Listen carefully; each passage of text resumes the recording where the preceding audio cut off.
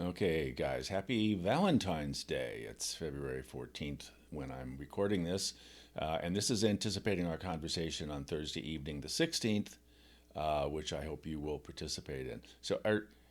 The theme of our conversation for this week is about the relationship that we form with God. Why would I want to have such a relationship? Throughout human history, at least as we understand it on this planet, people have had a relationship with a being which they have experienced as God. That's an English word. People use many different words, many different names for God. But for the most part, humans have lived in communities where everybody had the same understanding of the nature of God. That is most decidedly no longer true. And it really started being true back 400 or 500 years ago when science began to claim the nature of physics in a way that put into question the nature of metaphysics. So science and religion started to butt heads and to go separate ways.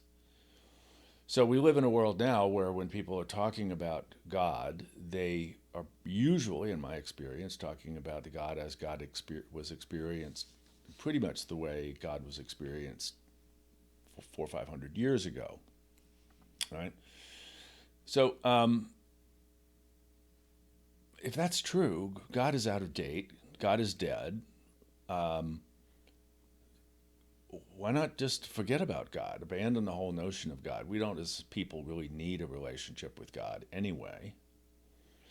However, the way that the human community has been moving in the last at least 100 years, or maybe a few hundred years, is away from an understanding of the nature of the world in which we live, such that it's important to honor creation.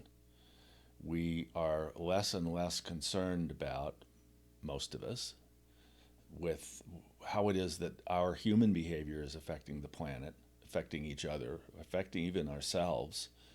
And so it may be that this separation between science and religion and the resulting disaffection with whatever we understand to be the nature of God is a part of the problem. So we want to just explore that as part of our conversation. The centerpiece of our conversation this Thursday evening is about how we each reflect on how we construct our relationships with God. So, two parts to this. The first is God is the name of a being that is bandied about in public conversation, in print, in on the news, even occasionally. The term people refer to God. What are they talking about?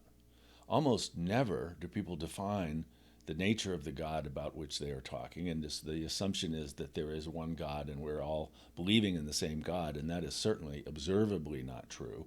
But what do people mean when they name some entity God? In your experience, what is that like? What is that saying about God? And sometimes it includes the imputation to God of certain characteristics that are scientifically impossible. God could not be the way people are describing God as being. And so, what is your sense of what most people mean when they speak of God? Second half of the conversation is a question about, who is God to you?